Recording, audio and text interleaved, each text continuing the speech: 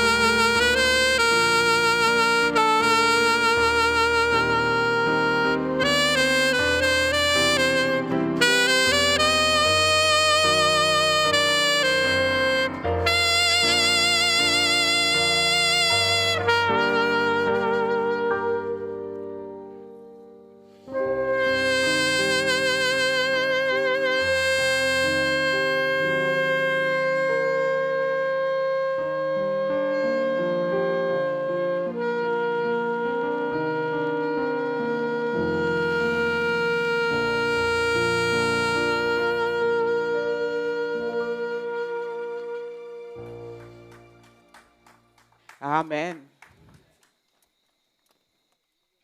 Now, please remain standing for the territorial song. The territorial song this evening will be sung by Charlene Gibbons. Charlene Gibbons, if you're here, step forward, please. She is a member of the New Legacy youth group. Feel free, please do, to sing along in the chorus as she sings.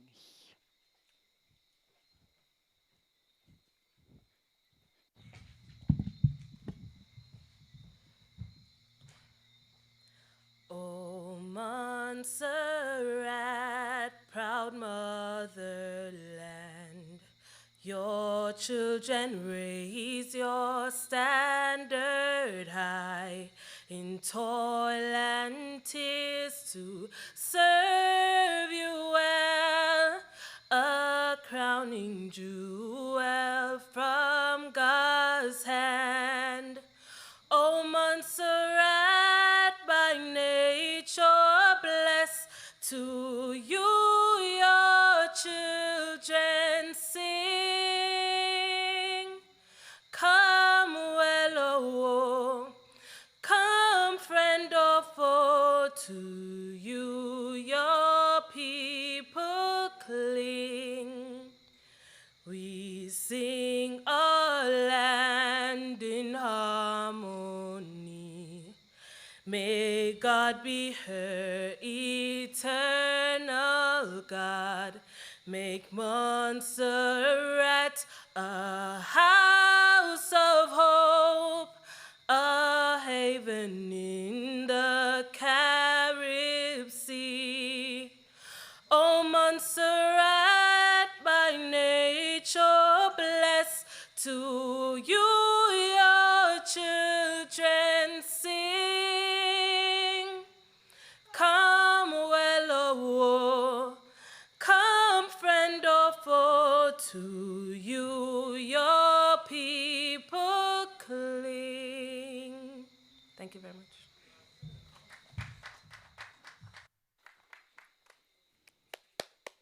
Let's offer a round of applause to Charlene Gibbons for that wonderful rendition and for the invocation. That was beautiful. I felt God. For those of you wondering what Word Up is about, Word Up was started in 2015 by Sharisha and Coretta Ryan as the spoken word component of the literary festival.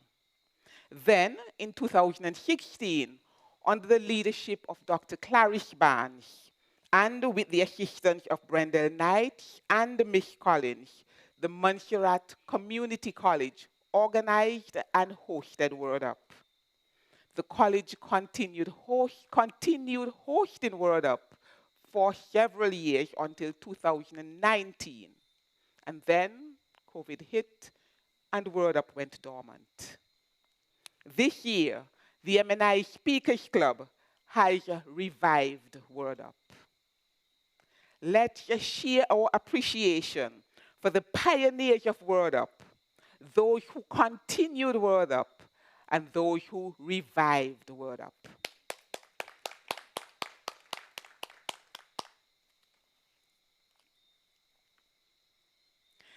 This year, the theme for Word Up 2025 is a living library, sharing Montserrat's stories. So we're all here to share stories about the people, the places, the history, and our hopes for Montserrat. This evening, I am your host, Daphne Furlong, from MNI Speakers Club. My co-host, Chandra Thomas, from New Legacy Youth Group, will be joining us shortly. Now, are we ready to let our words arise? Are we ready? Yes. Now we're going to have our very first story. And our first story will be given by Major Lynch. And he is going to share the story of the Red Pole riots. How many of you know the story of the Red Pole riots? I saw 2 hands. So we have a treat. Major Lynch, let's welcome him.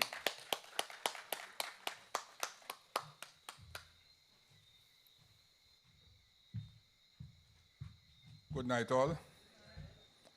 Now I was asked to try and remember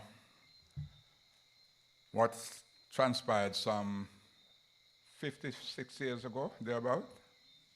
Yeah, I think so. You can do your maths. 1969 to now, I think, is about 56 years. And it's a story that relates to an incident or the infamous part of our history we call the Red Pole Riot. Now let's look at the background of the Red Pole Riot. The name Red Pole is the alias for Peter Hauser. And he was what we call couldn't say famous, and I was taught in school the opposite of famous is not infamous but notorious. So he could be classified as a notorious personality. He was aggressive, and two, he had his good side, because those of us who remember cricket in Montserrat, whenever a cricketer did well, he'll run upon the field and give them some money. But beside that, there was an incident that happened between the police and the Red Pole, and should I say Montserrat community in general. At that time,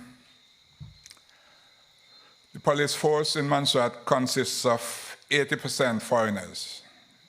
80+%, I think it's about 84, 85% were foreigners. They're not Montserratian. And they rule with a kind of heavy hand. And there's a lot of issue to it too. One, they were young, and they tend to attract the local girls, and there was some jealousy between the police and the local young men. But more than that, it spilled over into actually some incident with the police. There were several reports of police brutality which were never brought to trial. The chief of police at the time normally said there wasn't sufficient evidence, and they were squashed. And that seemed to affect the morale of people and their association with the police. But this fateful particular week in April of 1965, I think the 11th of April, Red Pole was involved in an incident where he assaulted a gentleman, and the same day he assaulted somebody else and was should I say, they tried to arrest him, but they didn't. But on the 12th of April, the Saturday, I don't know actually what transpired or what the altercation was between himself and P.C. Ford. But P.C. Ford beat him up with a bull pistol and then went to the station and asked them to arrest him, a warrant to arrest him. Red Pole turned up a little late at the police station and reported that he was beaten up by P.C. Ford, and the evidence was there on his face. So the chief of police saw the evidence and decided, listen, you're going to suspend Ford and drop the arrest request by Ford. But in the meantime, Red Pole or Peter House requested that he has a lawyer, and he get the service of Mr. John Kelsick. And then Dr. Bishop was called to examine him. But as a result of that, there was a, how should I say, a organized crowd, not organized in such. At the back of the police station, there was an open square in front of the cotton ginnery where there was a public TV. So there was a lot of people there watching TV. And the noise and so on at the police station drew the crowd to the police station. And the crowd started demanding that the chief of police send out Ford so that they could beat him up. Now, that didn't happen. And what happened, if you understand crowd psychology, one person started throwing stones, and then several followed. And of course, you know, the southern side of the old police station was Fort Gut. And so there was a lot of stone on that southern side.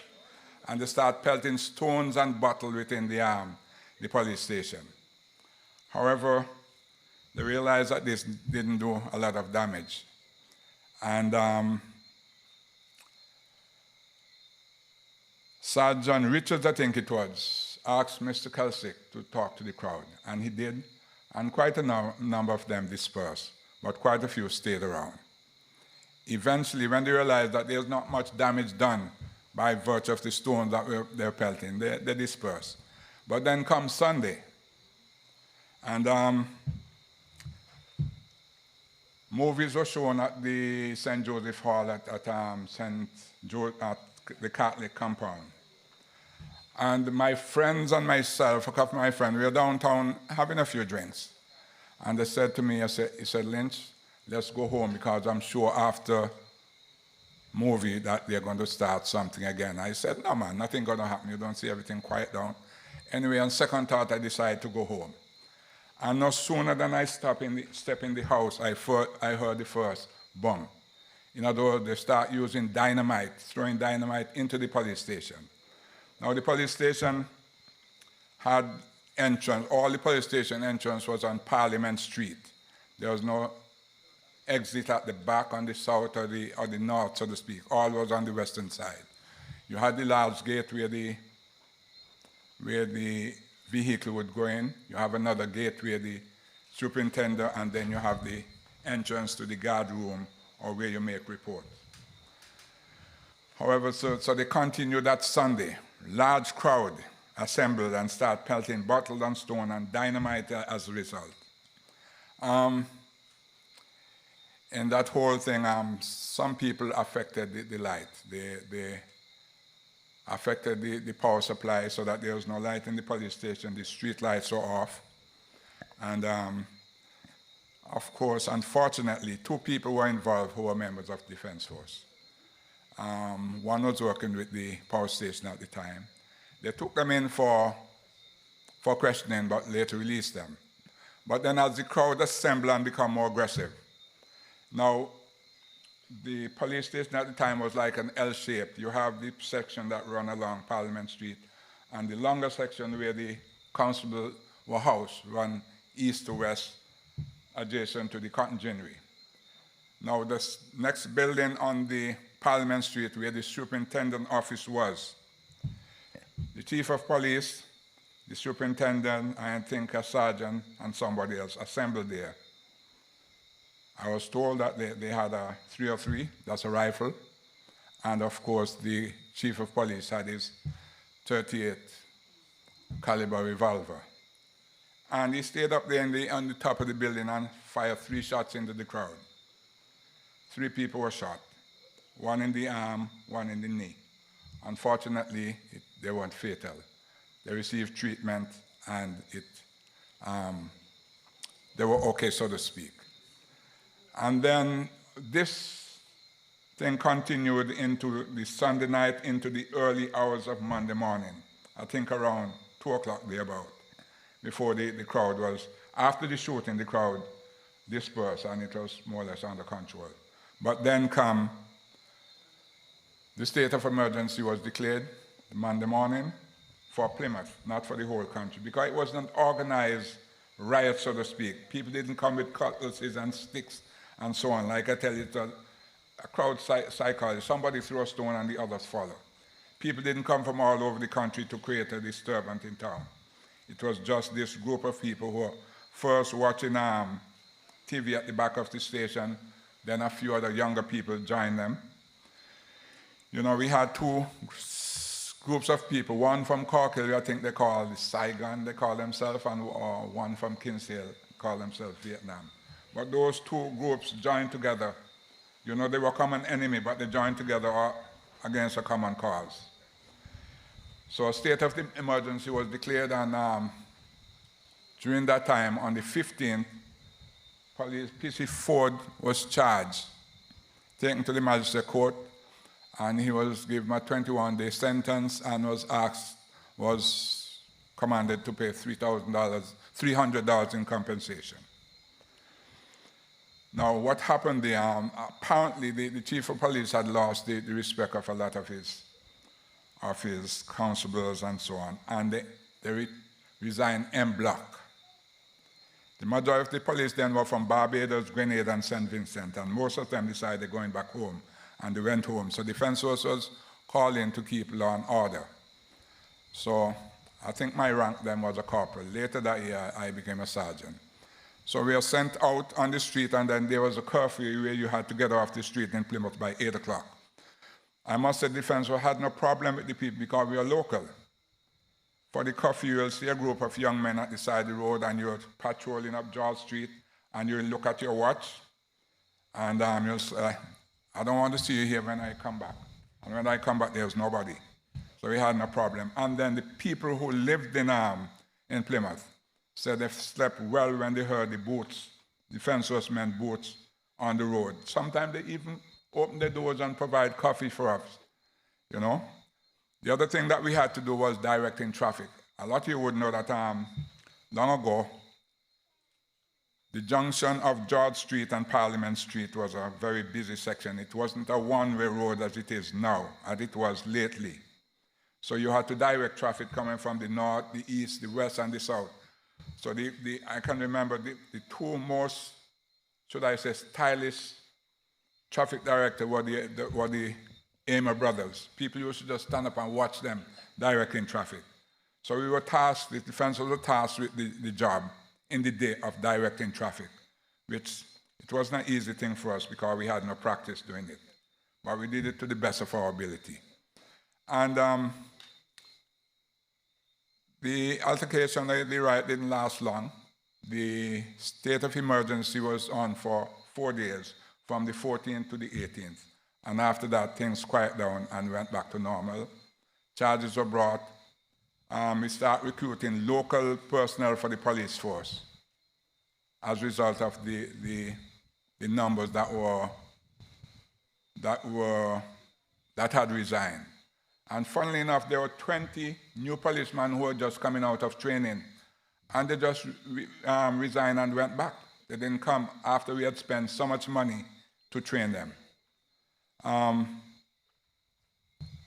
The chief of police was relieved of his duty, and some people who had prepared the resignation withdrew their resignation after they realized that the chief of police was removed from duty. And that's about what happened in 1969 between the 12th and the 14th of April.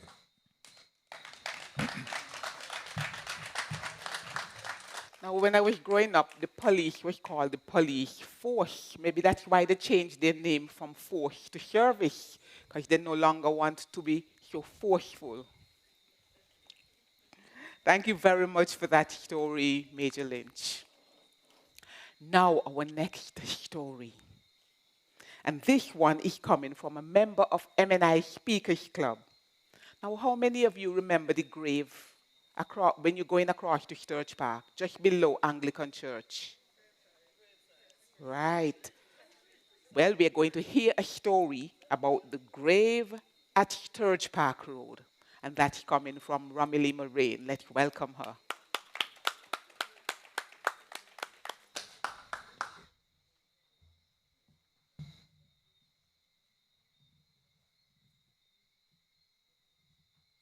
Do you recall visiting Plymouth Cemetery on Sturge Park Road? Have you seen that large gravestone? That, my friend, is a mass grave. And you may wonder, why would we have a mass grave in this century? Could any of you recall a mass grave in Plymouth? It was the grave of the crash victims buried there. I've been trying to find out about that crash.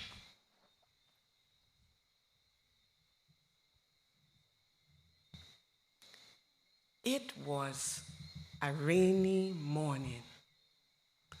The day was dark, ominous.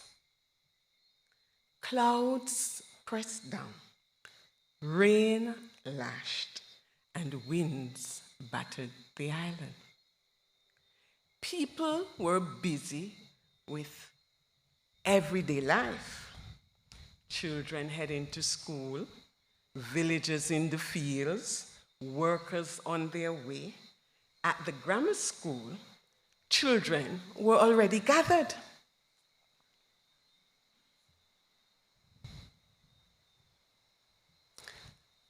Then, an eternal bang.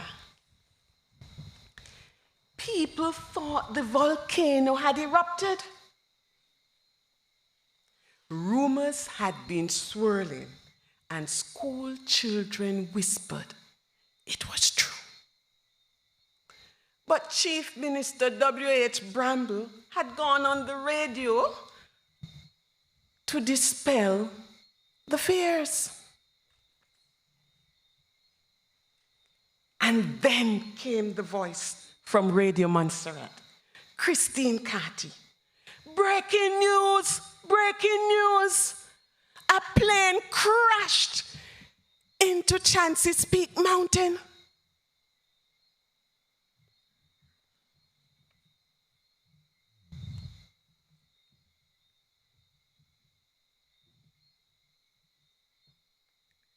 Miss Millie and Mas Dan said, the plane came straight across the sea as if it's going to touch us.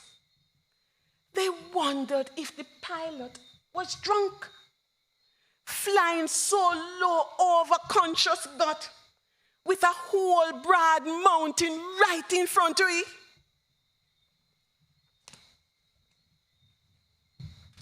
Why couldn't he see it? He was coming from Martinique, and people said they love to drink. The pilot must be drunk.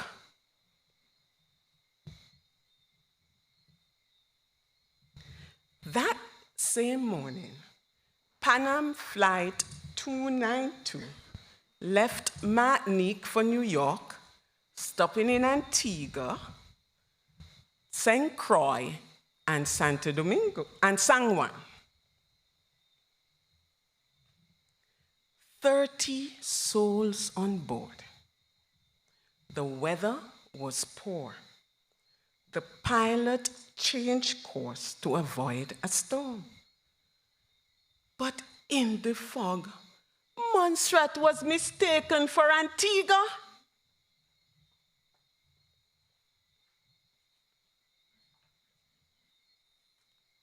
At 7:30 a.m., the plane struck Chances Peak, just 242 feet below the summit. Flames consumed the wreckage. The bodies were thrown clear. Villagers, young and old, men and women, rushed to see what happened. Have you heard of Nurse Francis? She went up there. That woman feared nothing. They climbed the mountain in the rain. The smell of burning flesh and smoke filled the air. Trials smelled the stench of burning for days. Rescuers went up and down the muddy mountain, bringing down wreckage. I heard Errol Eid brought down a head. Others saw a baby that seemed alive. On drawing close, they realized that the baby was dead. They thought if they had arrived sooner, the baby might have been the only survivor. Helicopters went back and forth. Men and women went up and down the mountain, lifting wreckage from the mountain. Imagine that. Climbing soaked, exhausted, searching for survivors among twisted metal. 16 bodies were recovered. From the USA, 12. Others from Canada, Haiti, Norway, and Santo Domingo. I understand there were rumors of Pan Am money and jewelry found. Yes, this is something go so. The people did what they could for the crash. Nothing like this had ever happened on the island before. 2 years later, the report came. The crew was trained. The log was in order. No mechanical failure was found, only a faulty compass. The plane had flown off course, misled by direction indicators, blinded by fog. The crash imprint scarred the mountain. The whole island grieved. That gravestone in Plymouth is not just a marker. It is memory. It is the story of Pan Am Flight 292. If you have visited that grave, you may see the names listed there. It is a reminder of that morning, September 17th, 1965. And among those names was the baby, the youngest of all. So when you visit Plymouth and see or remember that stone, it is not only a grave, it is a voice from the mountain. It is a reminder of lives lost and of how history still lives among us.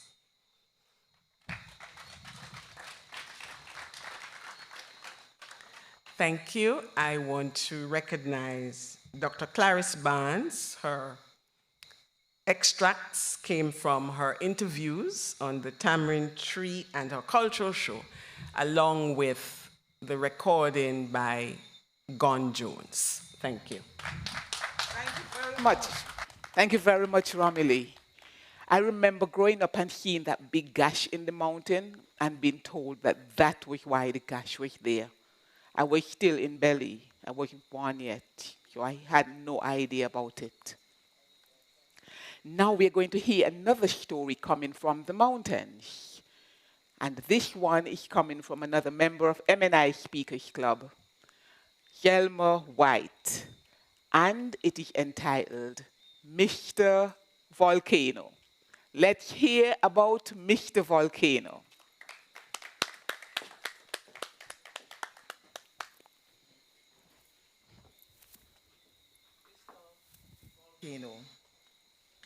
My man in my life, just nice to me.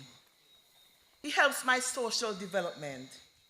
He gives me friends from Africa, friends from Guadeloupe, friends from Trinidad, friends from Britain, friends from all over. He named Volcano. Mr. Volcano, he nice to me. He helps my academic development. He teaches me about pyroclastic flow, hear me? Mud flow and pumice, everything. We don't even know if I prefer volcanology or geology. We want to be one scientist. Mr. Volcano makes me feel like one expert. He's just nice to me. He's all about economic development. He takes away the state-of-the-art hospital so we could get one little trip when we're sick. He take away our job so we could go Britain to work and educate ourselves. When I was in Montserrat, I worked in a little shop. Now, me a one qualified teacher. He takes away houses to boost the building industry. He takes away my 3-bedroom house, but give me one 5-bedroom one. What a way he nice to me. He believes in traveling. He sent me from east, west, south to north. Me never did know the north before. They say the people up there love to fight, and there's a church for every rum shop. He sent me across the waters to Antigua, to Tortola, to England, even to the USA. Due to Mr. Volcano, I get passport quicker. And now, me go Britain anytime I want. I stroll into Malta, Paul's Melita, as if I'm a queen. Yes, I was the only one in a group who did not have to fill out a form or buy a visa. The passport powerful, we tell you. Mr. Volcano helped me get it. You see how nice he be to me? Don't talk bad about me man no more. He give me friends, adventure, education, knowledge, wisdom, house and land next to God. Mr. Volcano give me all that. Boy, he nice to me. What a way he nice to me.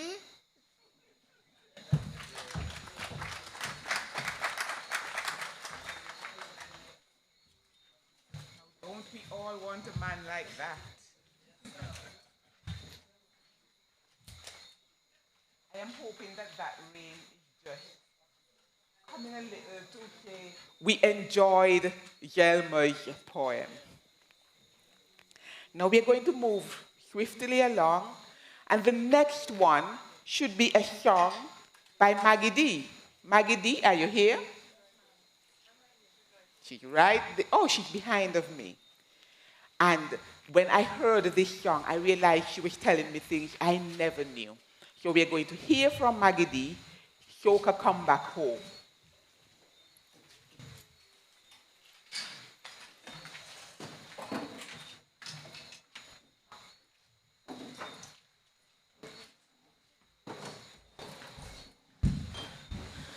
Good night, good night. Soca Come Back Home is one of my Calypso songs for this year's Calypso Monarch competition. And so I'm gonna sing it tonight. Just take a listen, focus on the lyrics of the song.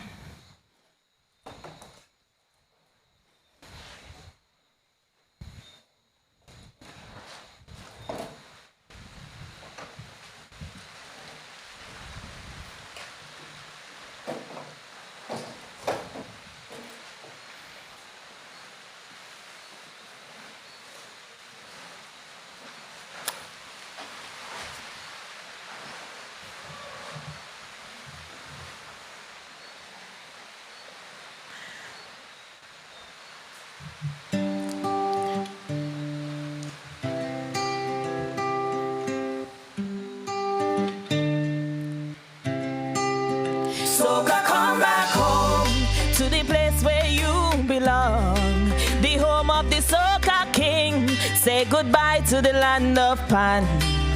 Soca, come back home. Montserrat misses you ever since Arrow gone. We don't know what to do. Ooh, ooh, ooh. We gave birth to Miss Tiny Whiny, not Jamaica, I'm sad to say. You were nurtured in Emerald City before TNT stole you away. I'm Spanner and Sparrow if I lie. I'm certain they tell you the truth day or night, they will testify. Montserrat told your natural roots, it wasn't up on Trinity Mountain. You took flight and rose to the skies. So Frere Hills was your launching pad, and from there, the world watched your eyes. Soca, come back home to the place where you belong. In honor of King Hero, say goodbye to the land of Pan. Soca, come back home, show Montserrat some love. Every trail you blaze is a blessing from above. When we lit fire in the party, people start chanting, hot, hot, hot. It's a monstration, not a trini, who took your name to the very top. Chalked us, accused Arrow of greed. When we tell them to raise their hands, once they found the urge to succeed, they tossing rags up in every dance. Calypso end up in hospital, and they try to blame that on we. Those same notorious criminals keep reciting melodies. Soca, come back home to the place where you belong. Back to the emerald green where the blue skies meets the sun. Soca, come back home, back to your sugar spot, where you'll always reign supreme on the land of Montserrat. 85 down in Crystal Palace, you took reggae sun splashed by storm. When Arrow hit the stage, it was madness on that day. religion was born. Hit after it soon became a trend. Montserrat was the place to be. It was here burning flames took flight before ending up in Waterloo. Who could forget bands like Slade and Hammer? Who would jam you from dusk till dawn? Montserrat festival was fire. Fete after fete, the party goes on. So come back home to the place where you belong, the home of the Oriole. Say goodbye to the land of man. So come back home for Festival 25. We're counting on you to keep our culture alive. Much debate about your origin has been made time and time again. Some say it's the East Indian rhythms with a touch of African blend. A fella they call a shorty eye, a musical scientist. Claim is he who invent your name. Before Arrow added a twist, now they claim it's Marshall and Bungie who touched the four corners of the world. When Arrow was still on his journey, they were nowhere to be seen at all. So come back home to the place where you belong, the home of the soca king. Say goodbye to the land of Pan. Soca come back home. Soca come back home to Montserrat. Thank you.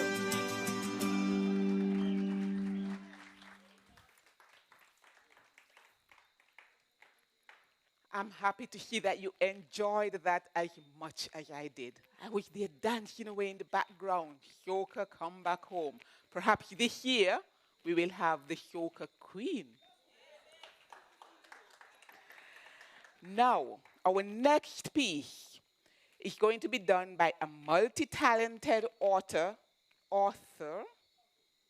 and a teacher at the Montserrat Community College, as well as the Montserrat Secondary School. We all know who she is. Let's welcome Miss Anne-Marie Dior with bilinguality. Bilinguality. Miss Dior.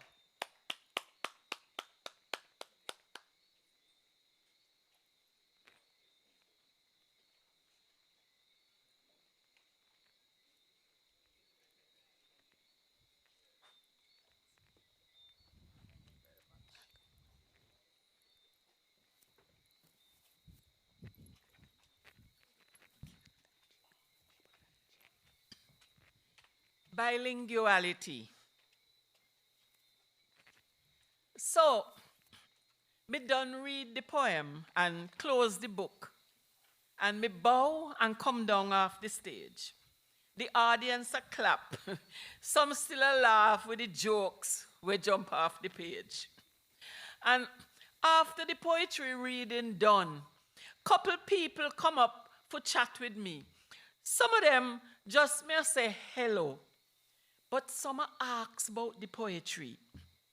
One man say, "Good evening. You don't know me, but I always give you much respect." He say, "But miss, you're too educated to talk and write in dialect." He say, "When we talk, the Montserrat talk, we just mangle the Queen English, you know. And how we can mash up the words and grammar and chop up the British language so."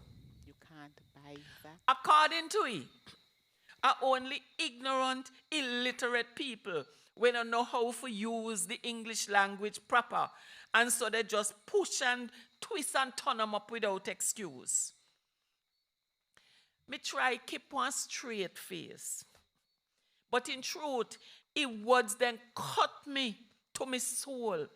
For hear the way he had denigrate our own beautiful Montserrat Creole.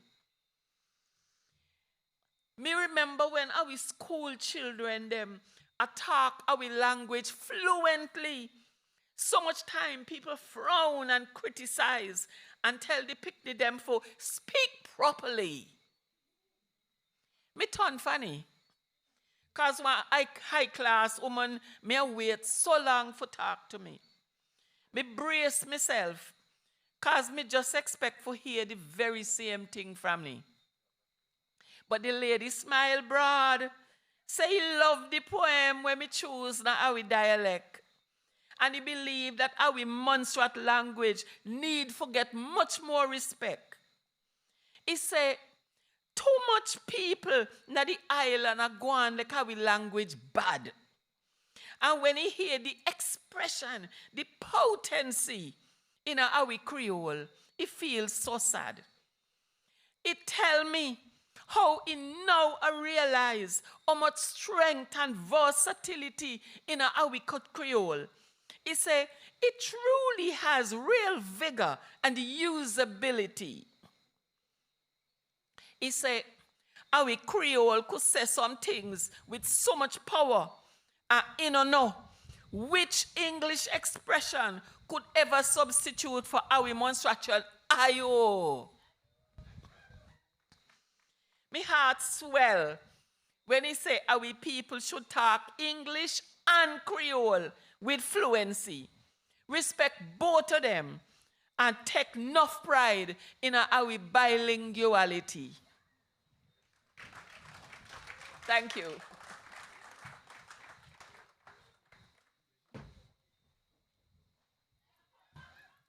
Ayo, Lupin walk here. Now you know I'm told that I must not speak our Creole. I must stick to the Queen's English. But I'm not the Queen, so why should I stick to the Queen's English? Anyway, I will speak the Queen's English because my grammarian is listening to me and I will be corrected later. We are now going to have a poem from Shekinah Prashad from the Montserrat Community College. And I hope I said your first name right, Shekinah. I did? Oh, wonderful. Let's welcome her.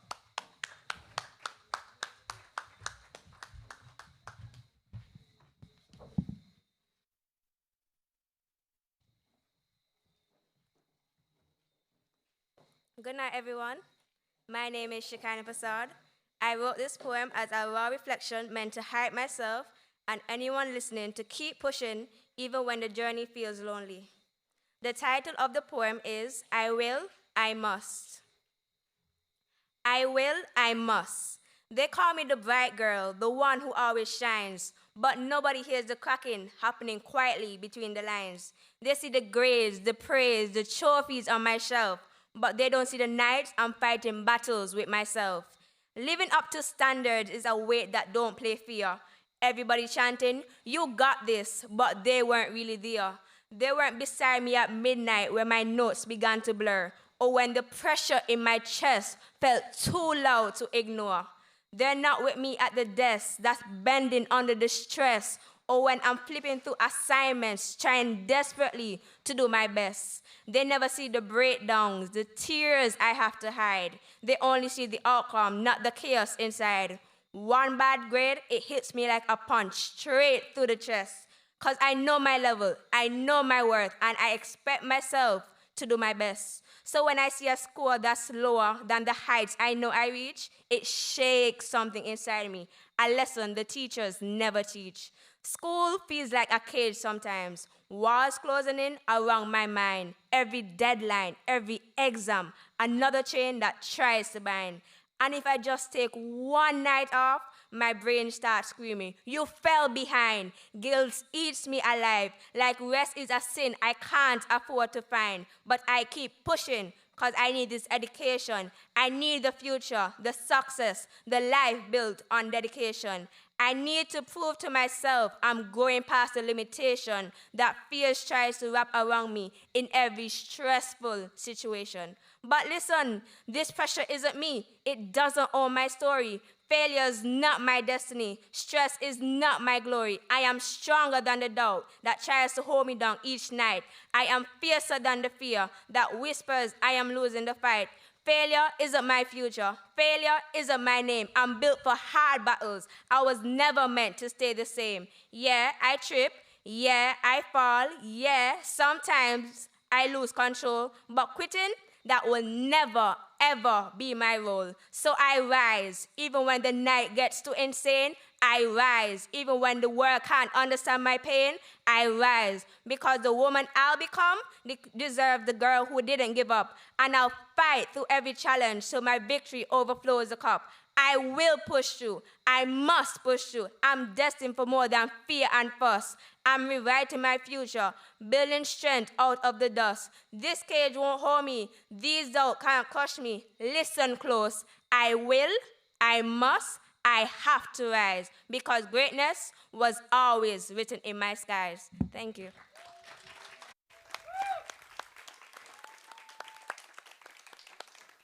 And she is meant for greatness. We heard it. And she will keep rising. Not only will she be proud of herself, we will be proud of her too. We're going to hear from another member of the Montserrat, another student, let's call her student, of the Montserrat Community College, Hadasha Williams. And she too is going to do a piece of poem. Let's welcome her.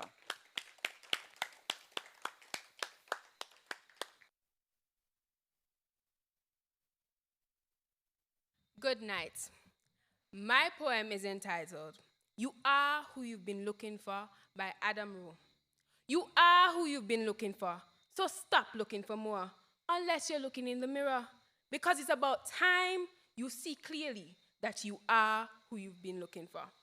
And that empty feeling you got, that hole in your chest, you got that feeling because you think you are not blessed with everything you need. You see, we live in a consumerist society, which means that they need you to buy stuff. And the easiest way is to sell it, to tell you you are not enough. Buy this car, you will get girls. Buy the bra, you will get guys. And are you seeing? Is what we start believing these lies. But the truth is, the makeup they are selling to make you feel prettier, the same makeup you buy to stop feeling shittier. About this lie, they keep telling you that you are not enough. And what about the movies we watch or the shows on TV? The more I watch, the more I see. I need you to complete me. And yes, love is the answer. Love is the key. But if you can't love yourself, how could you ever love me? And loving yourself, what does that even mean? Like messages and selfies and that sort of thing? Because the more I think about it, the more it feels weird. I have always been taught that self-love is something to be feared. I've been taught that arrogance is bad and vanity is not good. And even my bracelets are telling me to act like Jesus would. So what should I do? How should I act? Am I supposed to love myself? But how do I even do that? Well, I got a trick that I picked up from a friend who noticed that I was quick to defend her. When she moves to say something negative about herself, she would say, I'm so dumb. And I would say, you are so brilliant. She would say, I am so weak. And I would say, you're so resilient. And when she said, I feel ugly, when she said, I feel ugly, and I said, you look beautiful, she asked me, why am I so dutiful? Filling up her cup consistently, and yet treating my own cup so responsibly. Because when I look in the mirror, my voice is quite clear. You're ugly. You are too thin. Your hairline is receding. You got a pimple on your chin. And that was when she gave me a piece of advice that I changed my life. She gave me a hug and she said, treat yourself like someone you loved. Treat yourself like someone you loved? No, I've been standing, but I needed to be seated because I couldn't believe that I had been letting myself keep forgetting that I was who I've been looking for. And deep in my core, I knew it was time to stop for looking for more, until I could look through all my fear and look into the mirror and see clearly that the woman looking back at me was the only one who can make me happy, and that I am already enough. And I am not any more special or unique than you. That is why I'm here to speak to you. You are already enough. And when you start to see that, you will start to be that. Your world will get brighter. Your load will get lighter. And you see that with life, you can be a lover, not a fighter. And that life, you deserve it because you are worth it. And there is no point in letting yourself keep forgetting, because no matter what you say or do, you are perfect. So today, I hope I leave us with a correction, away from the flaws we see in our reflection. They aren't flaws to me, they are simple protection against all the doubts we have of our perfection. So start today. Take a good look in the mirror and say, I am who I've been looking for. I thank you.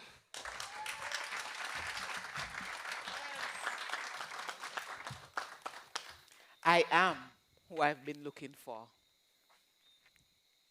How about you?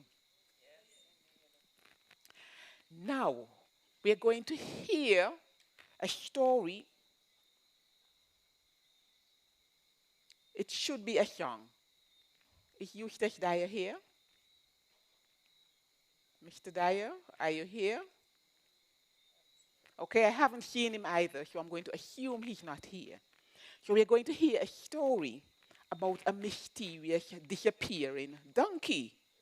And this one is coming from Vera Fenton, who is a member of MNI Speakers and the winner of our just concluded international speech and table topics contest.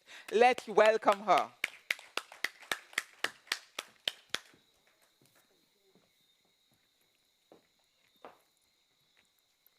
It was summer, my favorite time of year, and I went to the countryside to spend the holidays with my grandmother and my cousins. Ladies and gentlemen, one bright afternoon, my eldest cousin grinned at me and said, "Let's go to Lucas Valley to pick mangoes." Mangoes? I didn't need a second offer. Yes, mangoes. And I was already halfway to the gate. On our way, we saw several donkeys grazing in the distance. When we got to Lucas Valley, the trees were heavily laden with ripe, juicy mangoes. My cousin asked, "Which tree should I climb?" I said, pointing to the tallest tree, "That one, that one." He smiled proudly and said, "No problem, I can climb any tree." Within minutes, he had picked more than enough mangoes for all of us. He divided the mangoes equally. And my cousins helped me put my share in a bag and on my head. It wobbled, it tilted, and I screamed, "It's too heavy, I can't carry it.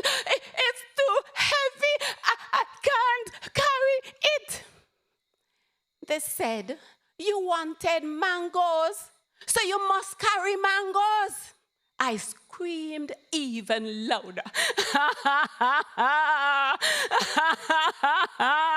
"I'm going to tell Mama on you. I'm going to tell Mama on you." Their laughter echoed through the valley. As we climbed the hill on the way up, I noticed a brown donkey walking steadily, step by step, in front of us. I had a brilliant idea. Why not place the bag of mangoes on the donkey? Good thought. But when I turned to do so, the donkey wasn't there. The donkey disappeared. I rolled my eyes. I blinked my eyes.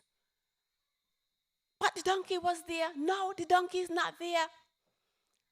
I asked my cousin, Johnny, "Johnny, where is the donkey?" He looked at me. "Donkey?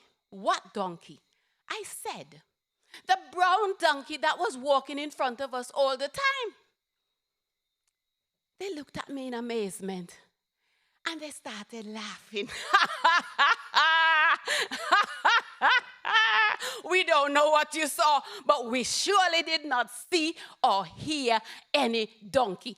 Maybe it was a jumbie donkey. My heart started thumping. Boom, boom, boom, boom. Boom, boom, boom, boom.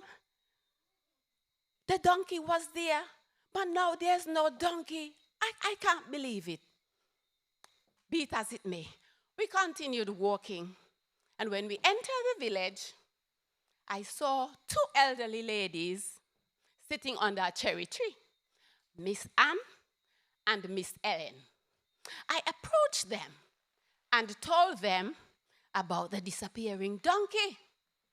Miss Ellen looked at me and she said, "Maybe that was your guardian angel." I said, "Guardian angel? I've never heard of that before. All right, I'm going to ask Grandma." When I went home, I hurried into the kitchen where Grandma was, and I told her everything about the disappearing donkey. Grandma looked at me with a smile on her face, and then she said, "Me child, that must be one very good day them watching over you and making sure you get home safe." I was shocked at her response. I said, "Really? Really, Grandma? All right. Whoa, I learned something new. Some things in life we just can't explain. Maybe that donkey was real. Maybe it wasn't. Maybe it was just my imagination. Or maybe, just maybe, it was something divine. But one thing's for sure. The donkey vanished, but the lesson remains. God moves in a mysterious way, His wonders to perform. He plants His footsteps in the sea and rides upon the storm. Faith, laughter, and curiosity will always light our way. Over to you.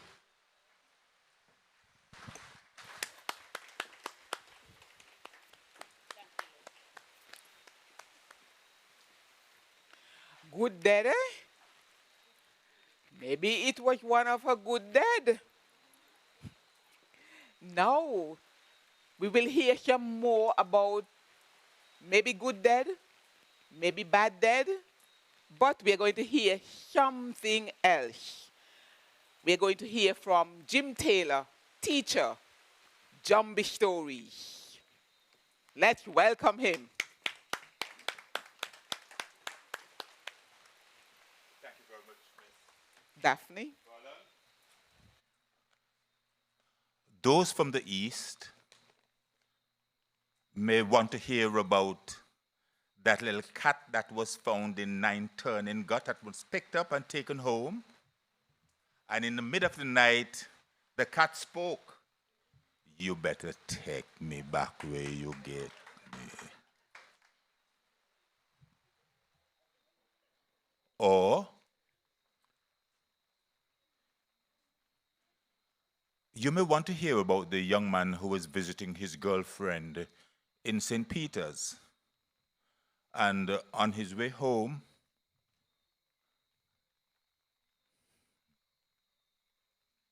a shower of rain caught him in runaway gut. And so he tried to get shelter under a stone to protect him from the shower.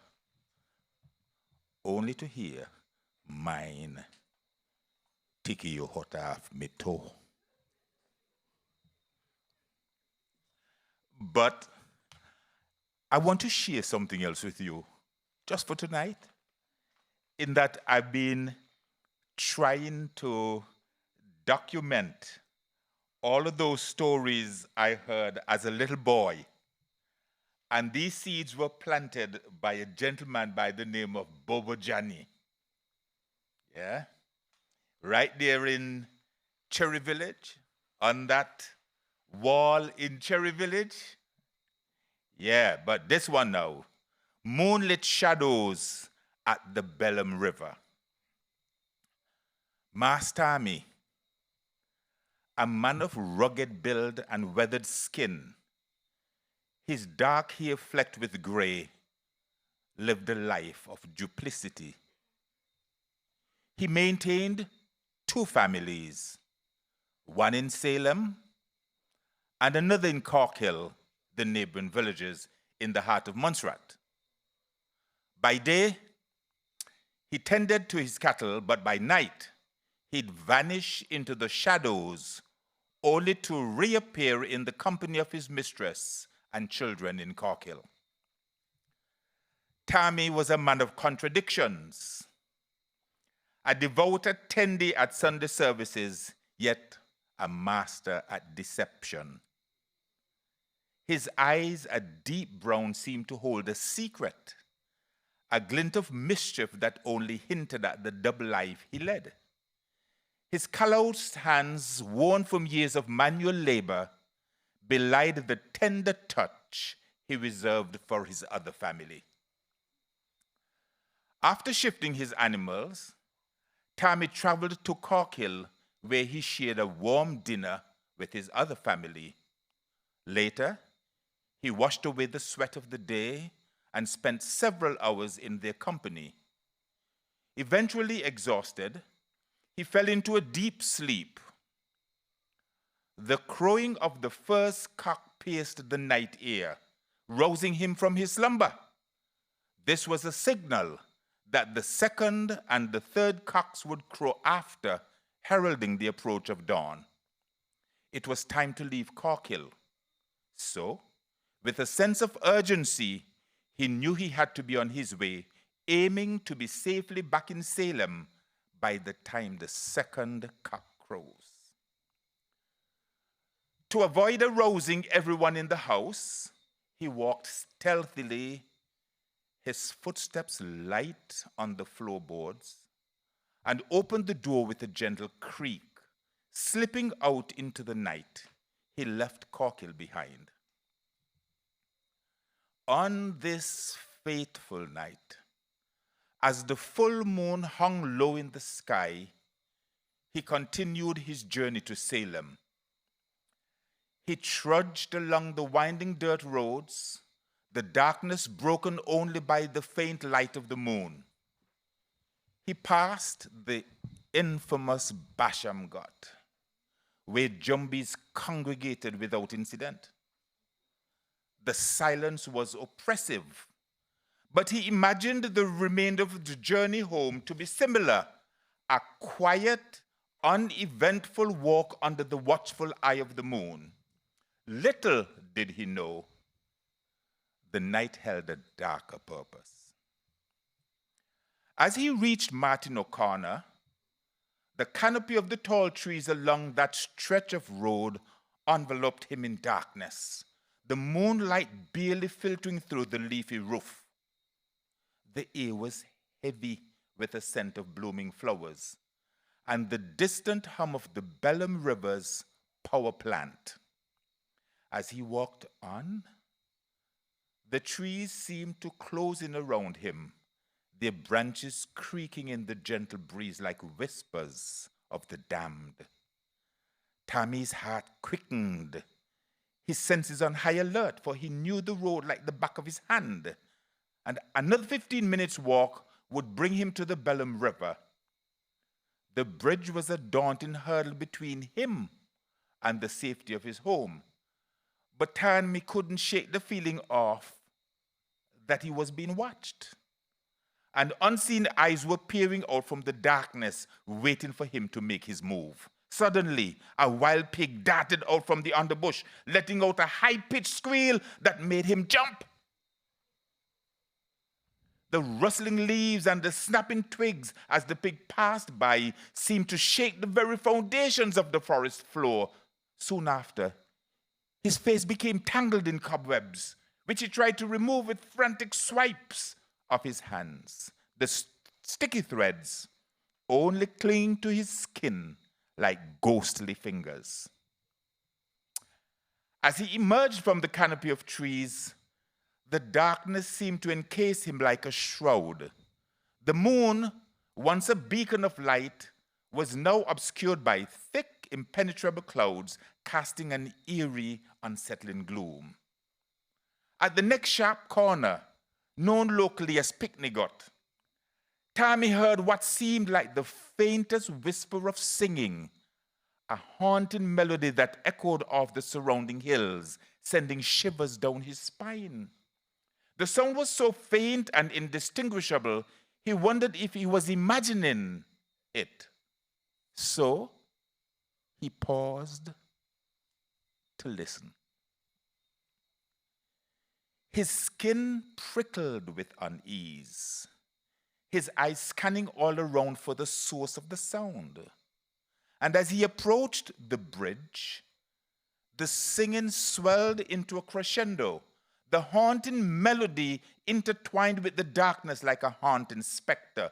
The words, once indistinct, now ran out with crystalline clarity. Nearer, my God, to thee.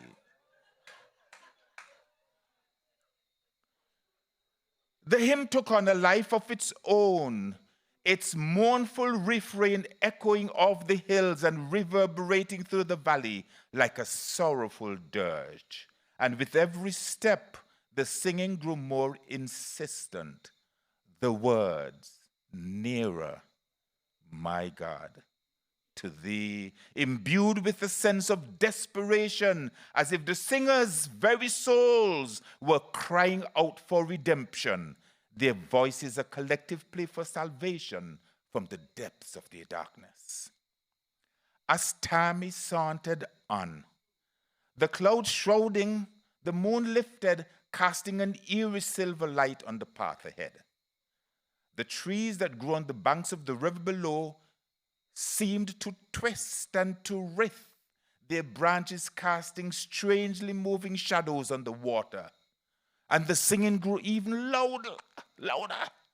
Tammy pressed on, unperturbed, and the singing continued.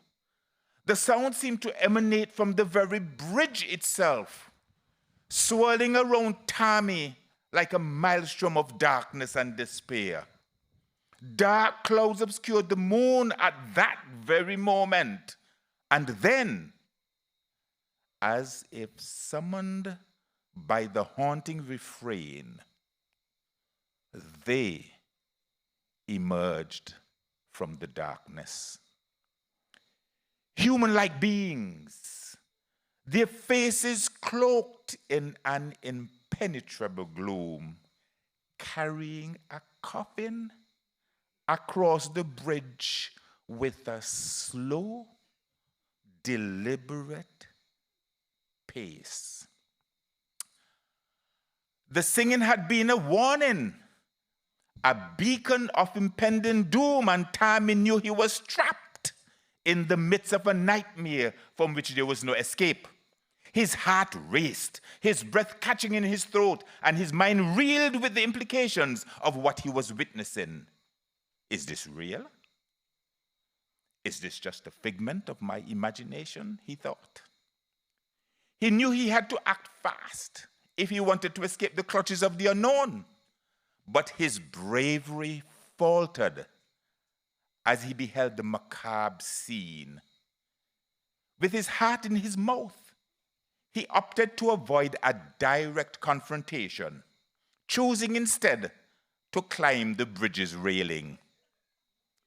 As the procession was about to pass him, his curiosity got the better of him, and he reached out to touch the coffin,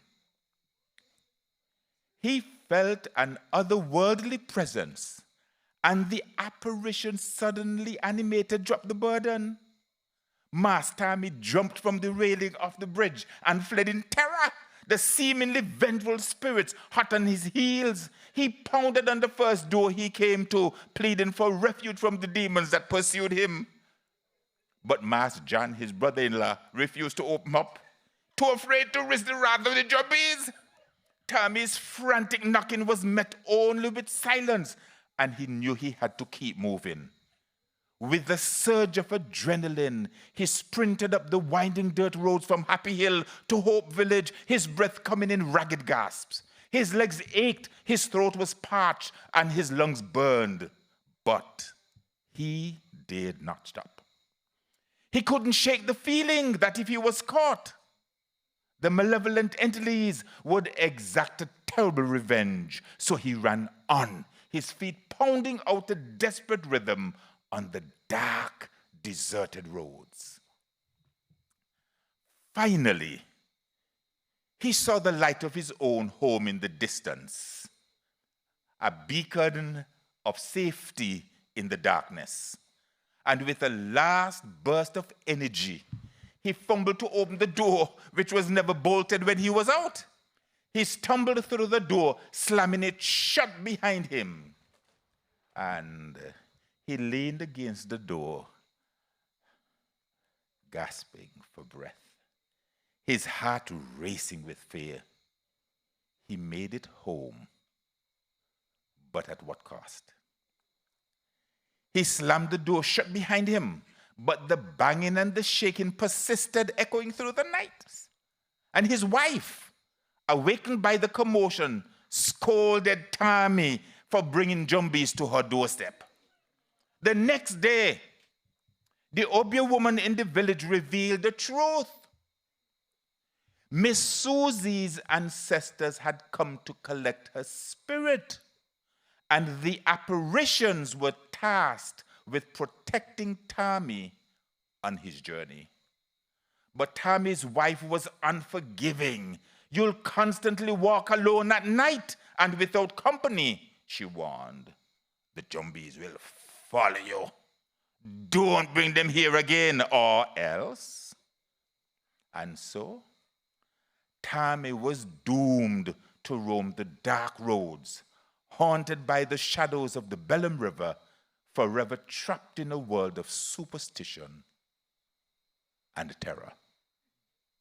Thank you.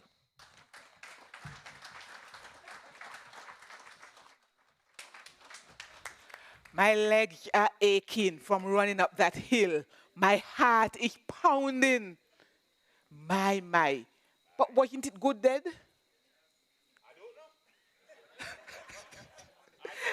It might have been a good dad if he was sent to protect him. Now we're going to have a short break, in which time I ask that you refresh yourself by buying some drinks and snacks from the ladies on the step. And then we are going to come back. And when you come back, there's one that I am really looking forward to you hearing and reacting to.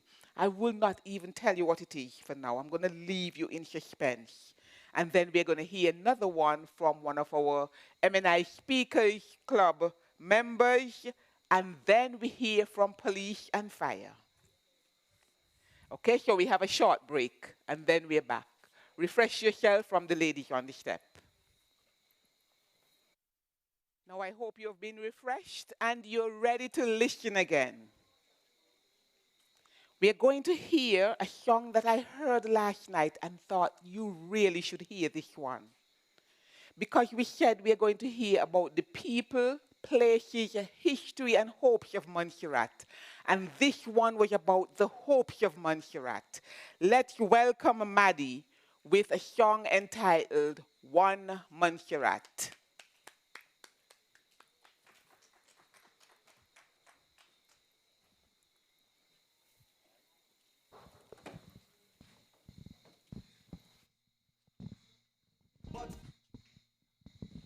Yeah, 1, 2. Good night.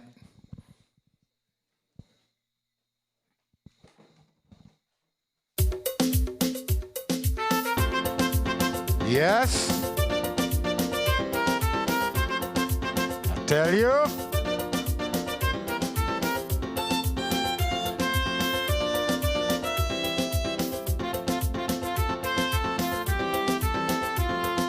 Too much division in this little land.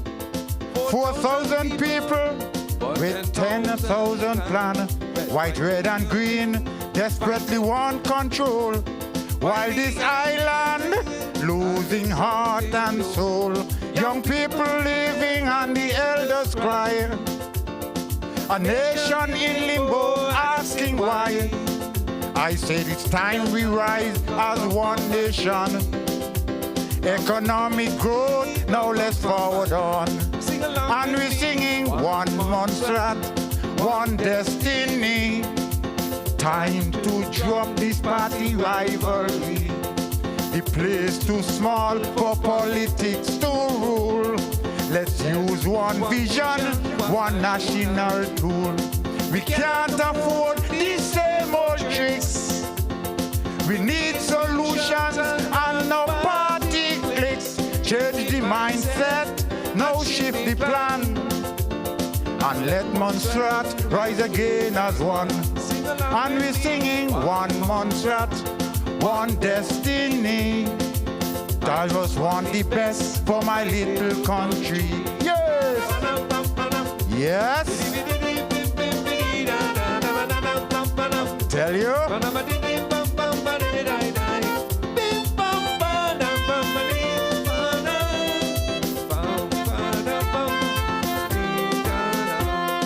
The non-nationals taking the lead while locals sleep and babies breed.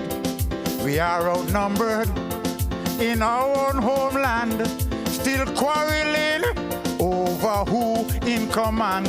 But the new government say it is time. One Montserrat with one design.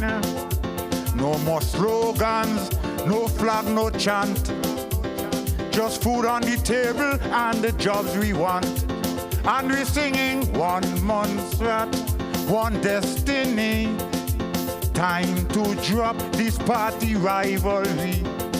The place too small for politics to rule. Let's use one vision, one national tool. We can't afford the same old tricks. We need solutions and no party clicks. Change the mindset, now shift the plan. And let Montserrat rise again as one. And we're singing one Montserrat, one destiny. I just want the best for my little country. Blow! Yes? I tell you.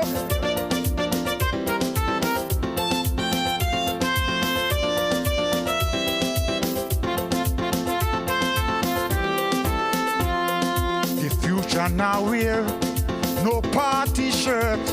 He's wearing boots to fix the dirt. The hospital building, now the port and the go. Let's make this island shine and grow. No matter she say, oh, he say what. Progress no need, no party star. From Salem to Lookout Sight. Let unity be your national pride. And we're singing one Montserrat, one destiny.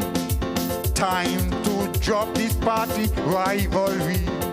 The place too small for politics to rule.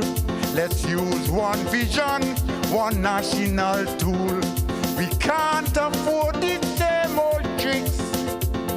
We need solutions and not party clicks. Change the mindset, now shift the plan.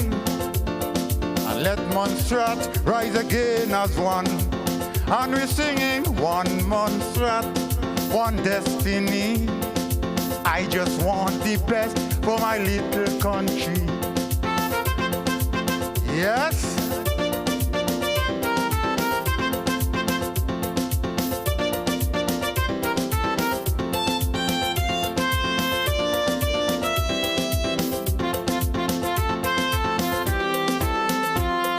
Too much division in this little land. 4,000 people with 10,000 plan. White, red, and green desperately want control. While this island losing heart and soul. Young people living and the elders cry. A nation in limbo asking why. I said it's time we rise as one nation. Economic growth, now let's forward on. And we're singing one Montserrat, one destiny. Time to drop this party rivalry. The place too small for politics to rule. Let's use one vision, one national tool. We can't afford these same old tricks. We need solutions and no party clicks. Change the mindset, now shift the plan. And let Montserrat rise again as one. And we're singing one Montserrat, one destiny. I just want the best for this little country. Thank you. Yes?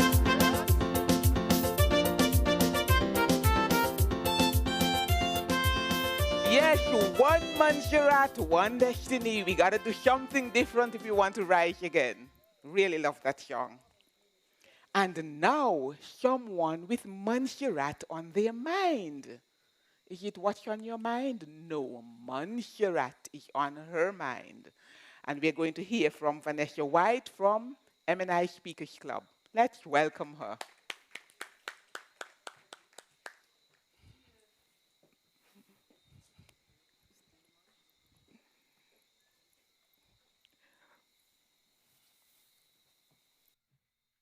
What's on your mind? Montserrat on my mind. And this poem, it's a short poem, was penned by my sister, Jacqueline Brown Neal. And I hope to do justice to it. Montserrat on my mind, the way it used to be, now only in my dreams and will for all time. Sturge Park, Blackburn, like an ash cloud, now all gone, except for the smell of the sea breeze mingling with popcorn from the concessions. Juve, New Year's Day, masquerade by evergreen tree. I still hear steel drums, tinsel, and glitter on George Street. The smell of torrential rain on the trek to Paradise Mountain, mango on your breath, trying to outrun the jack-o'-lantern. Follow a goat trail to the Great Alps waterfall, looking for mermaids in emerald pools, folklore and adventure in every step, listening for the oriole's call. Memories like Fort God coming down, Saturday mornings downtown, snow cone from Dyer, guinea from Market, hop on a minibus, north, south, and east, squeeze next to somebody with hot bread and cheese, a delicious arousal of senses. Easter Monday at Fox's Bay, or any beach, any public holiday, the feel of black sand between your toes, the thunder of the majestic spray, a makeshift bat for a game of cricket, coconut water for your thirst. Roam the mangrove forest where the egret go to rest on the spectacular sunsets. Montserrat on my mind, the way it used to be, now in haunted dreams, trying to visualize every turn on a nature walk to Soufriere Hills, every color emblazoned on my memory, moving rock and ash with ease from Long Ground to Fairfield. Montserrat on my mind. Thank you.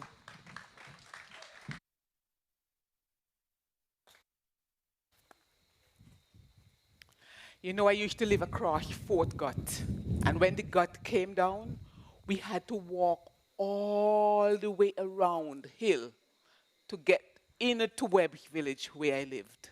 So I don't have Fort Got on my mind. And now we are going to hear from the service, the Police and Fire Service. Representing Police and Fire is Maxine Lee with You Can't Buy That. You Can't Buy That. Let's welcome Maxine Lee. And she's getting ready for fire.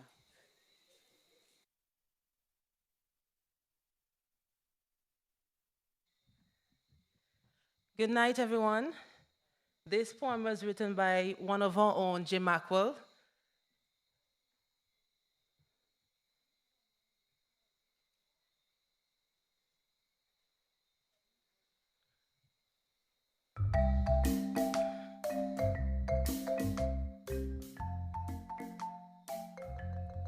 It means more to me than all the money in the wall. My identity. The fact that me come from Montserrat. Yeah, man, me proud of that. How we walk a certain way, how we talk a certain way, we fet a certain way. Yeah, you can't buy money with that. Nah, man. Having survived the horrors of a transatlantic voyage, my ancestors, them, come here. Them walk here. Them sweat here. Them bleed here. And them bang them to death here. And despite all of that, them thrive here. And them carve them out with our own unique culture.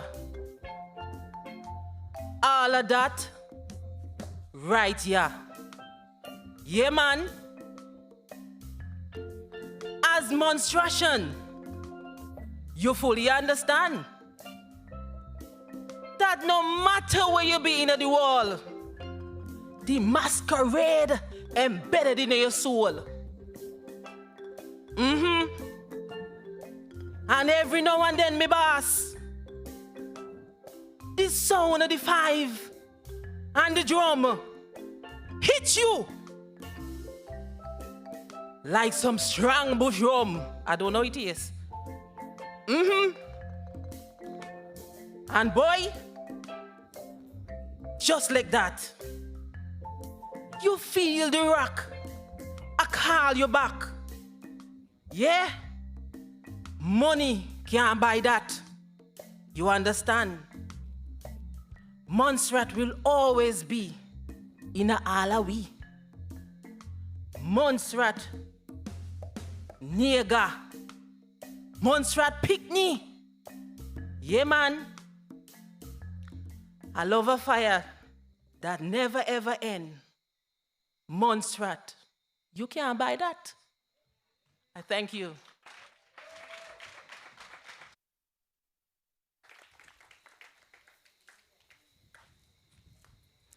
Montserrat is definitely in me.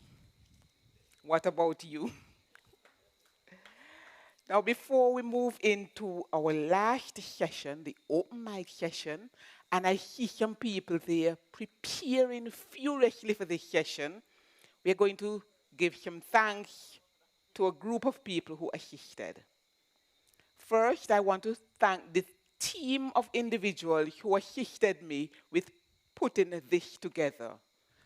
The members of M&I Speakers Club. Let's give them a round of applause.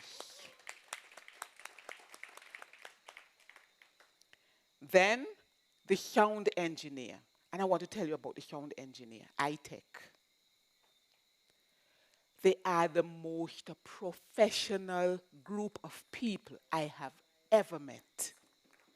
They were here from Thursday night, from Thursday. Friday when I came over here, this was already set up. When I came over here on Saturday morning, they were there setting up. And we hear the sound tonight. Well done. Let's give them a round of applause.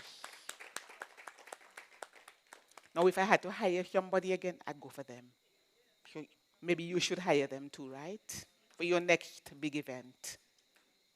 Then I want to thank Peter White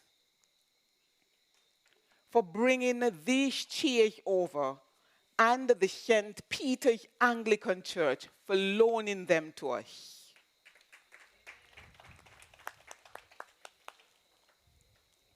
I want to thank Trevelyn. I can't remember what to call her. She has so many different names. I heard a Coleman, I heard a Ryan, I heard a Lake. Which is it? Both. She said it's both. But I don't know if it's Coleman Ryan or Ryan Lake or, but Trevelyn. Now, I want to thank Trevelyn because she's been ferrying me back and forth and back and forth each time I needed to come out. So thank you very much for that, Trevelyn. And Trevelyn will be taking over the literary festival next year. That's what I hear. And I also heard that the theme is fire, ink, and ash. So you had better start preparing for that.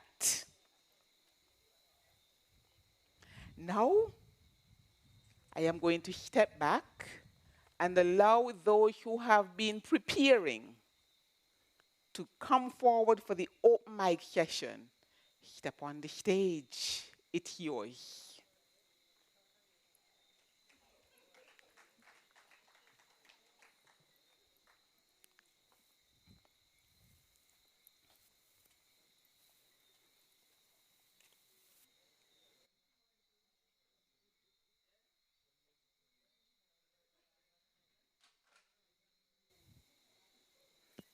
I heard foot coming around there. Was it the Jumbie? I thought it was somebody coming to do their piece. Somebody's coming, wonderful.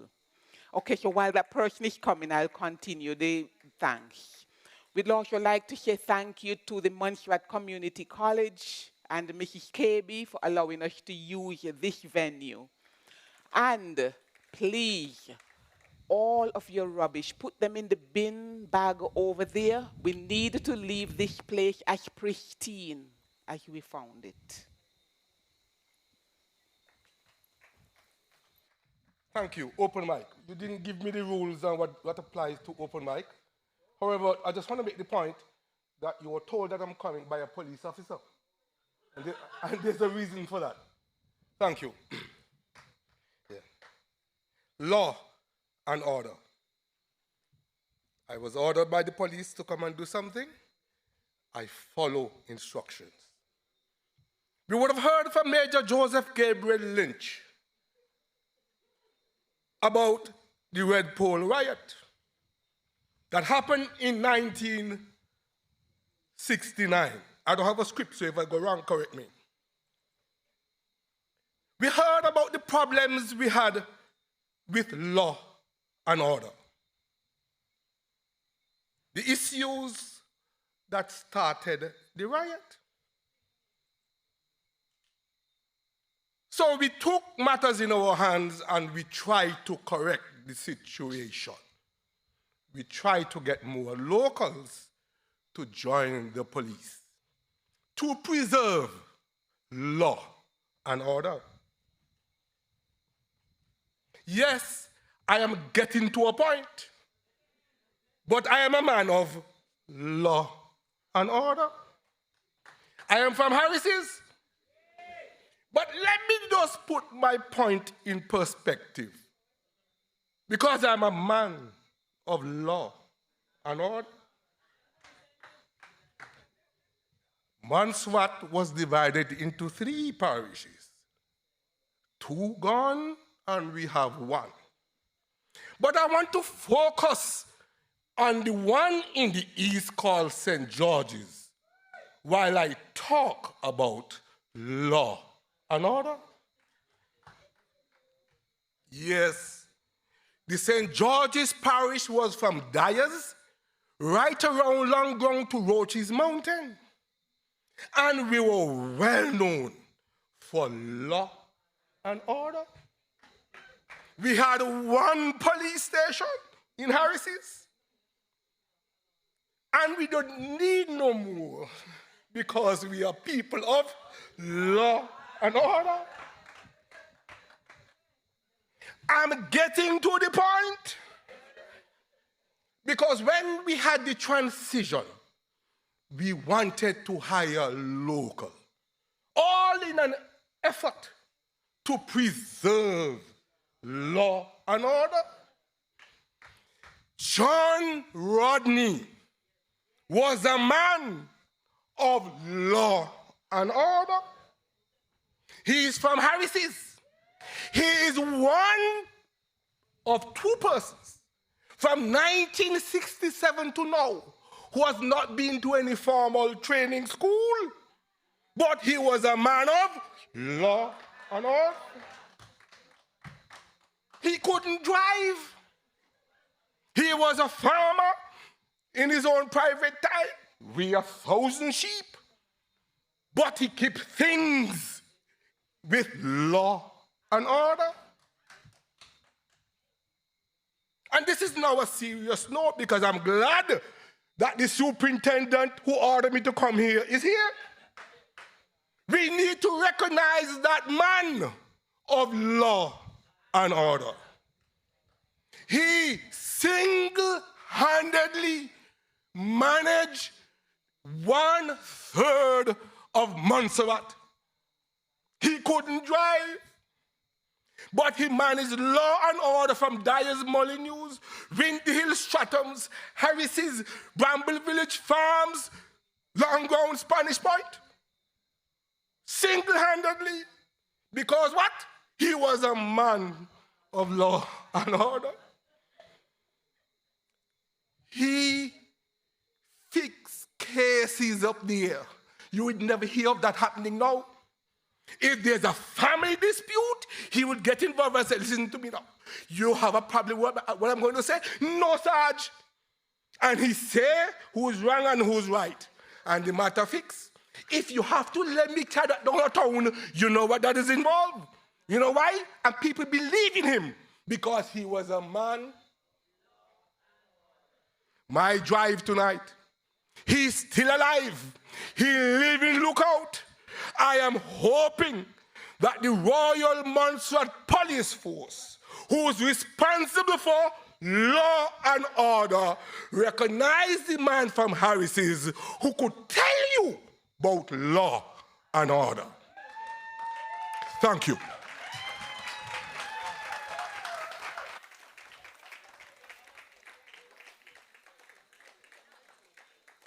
I think he got that wrong. They are no longer force, it is service.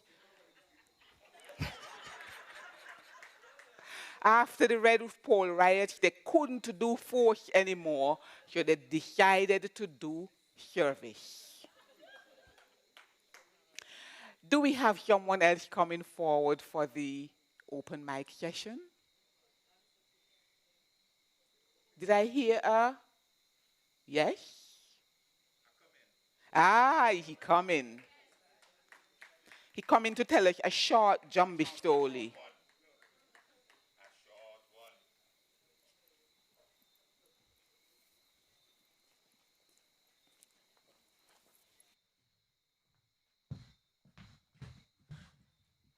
Long ago, people got around on foot. Donkey, cars weren't really that.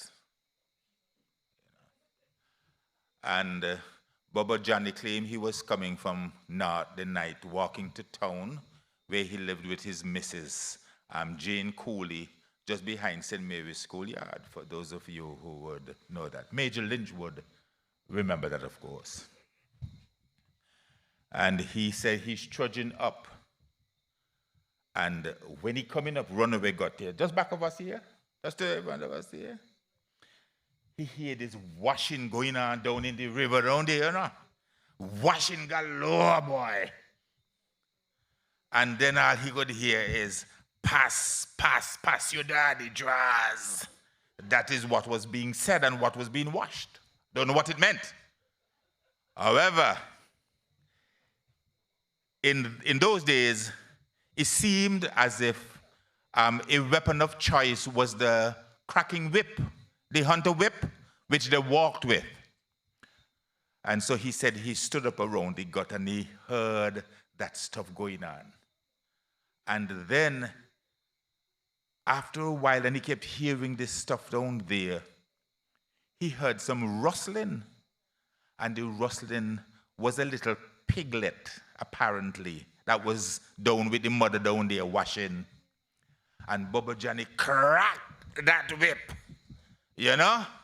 And the little pig man run down to mama to tell mama, me get him na me. Mama tell you, you know, are good for you. You to pass.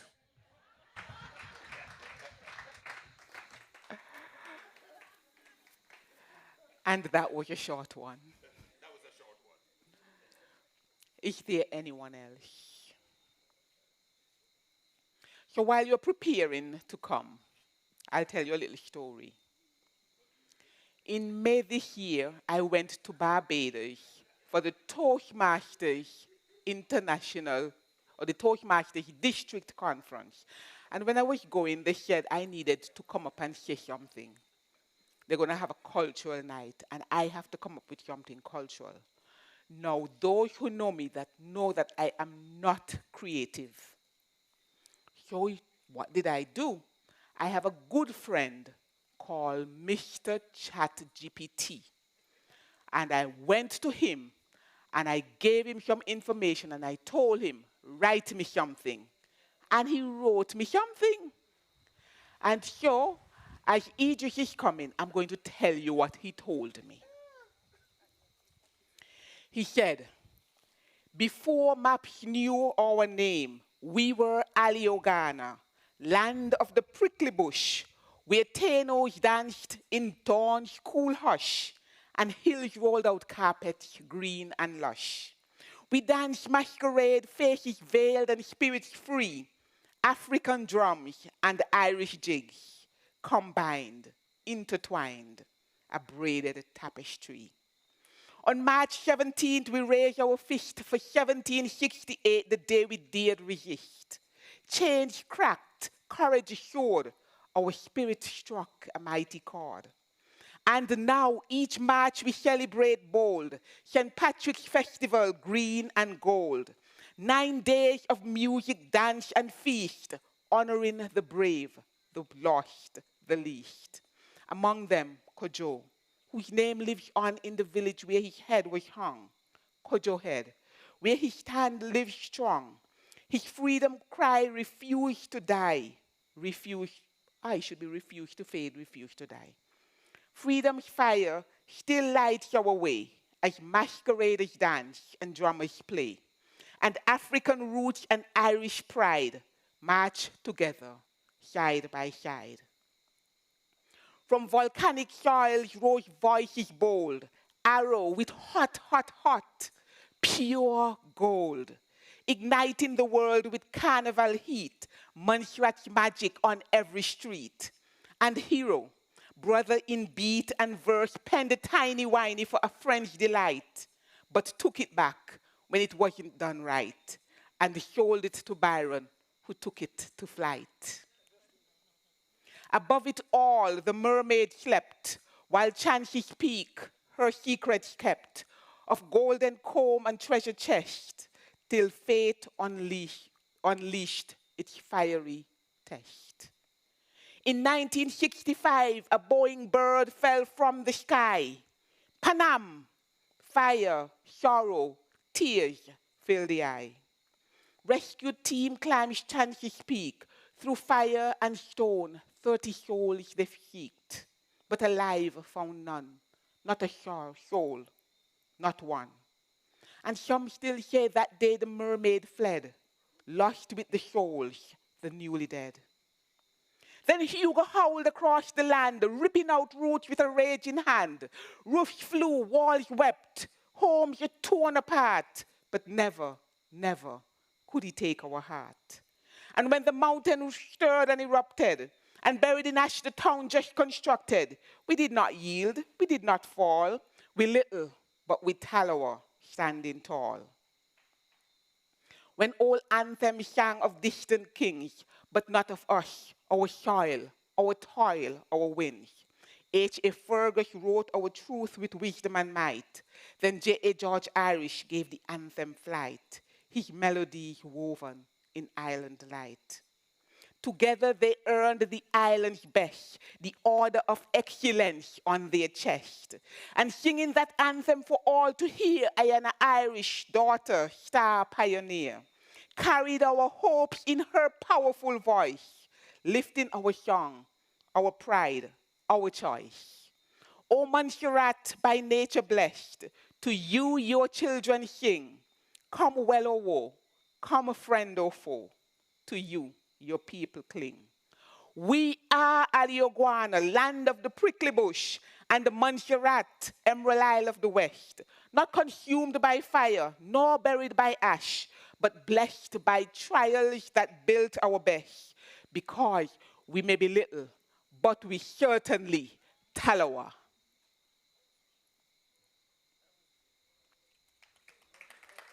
And that was written with the help of my very good friend, ChatGPT.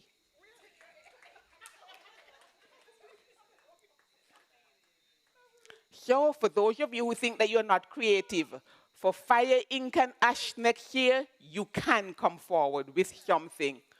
And I will lend you my friend, Mr. ChatGPT. Idris, where you coming? We'll have more and then we'll be finished.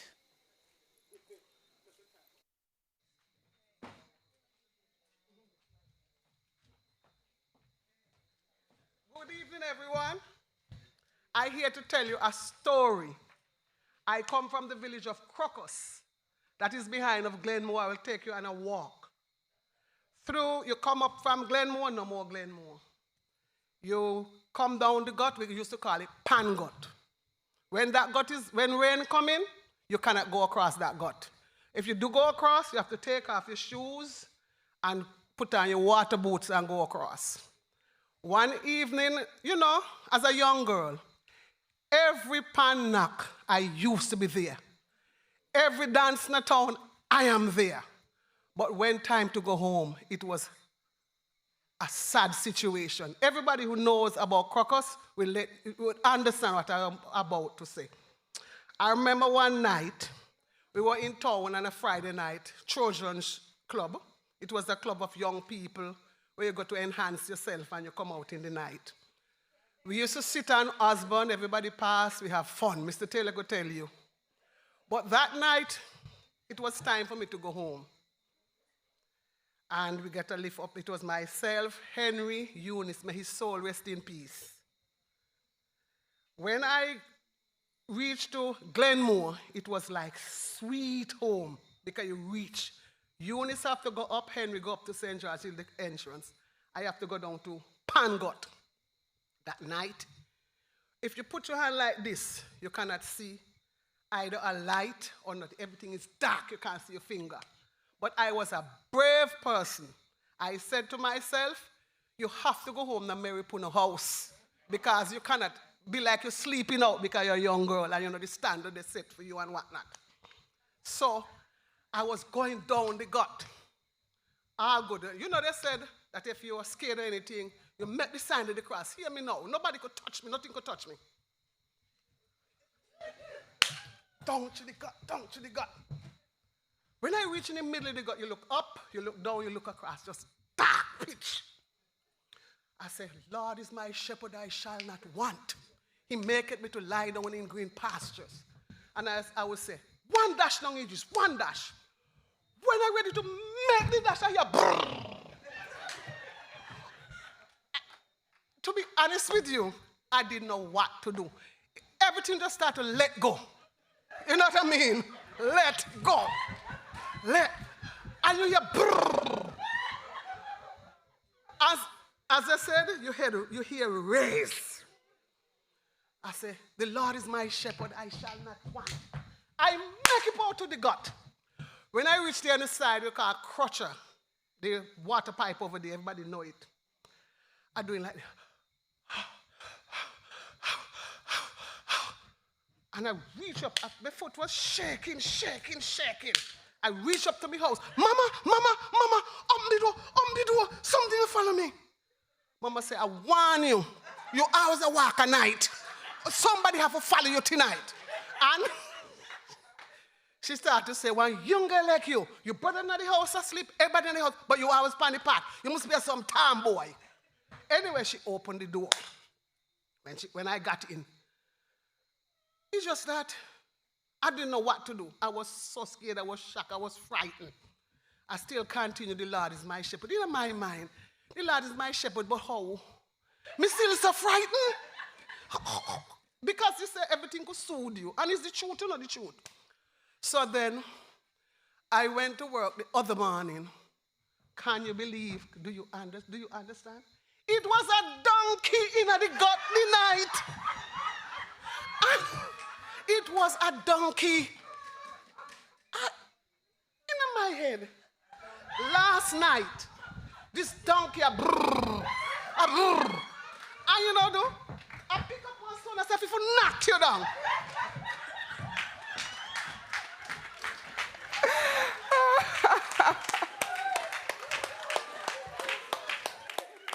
You know, she forgot to say, yea, though I walk through the valley of the shadow of death, I will fear no evil. That was the problem, Idris. That is a fantastic way to end this evening. Those of you who braved the weather and came out, thank you. You were you are a wonderful audience. We are so happy that you are here. For those of you who are listening through the airwaves, thank you for listening in. And I hope that you enjoyed our stories and that as you were listening, you recalled stories of your own. Perhaps next year you can be here to share with us. And remember the theme for next year, and I have to get it in the correct order now. It's fire, ash, and ink. I was saying fire, ink, and ash, but I was told that they use the ash to make the ink. So it's fire, ash, and ink. And that's our theme for next year. Traveling. I'm just going to ask Traveling to step forward and introduce yourself so you can see who she is.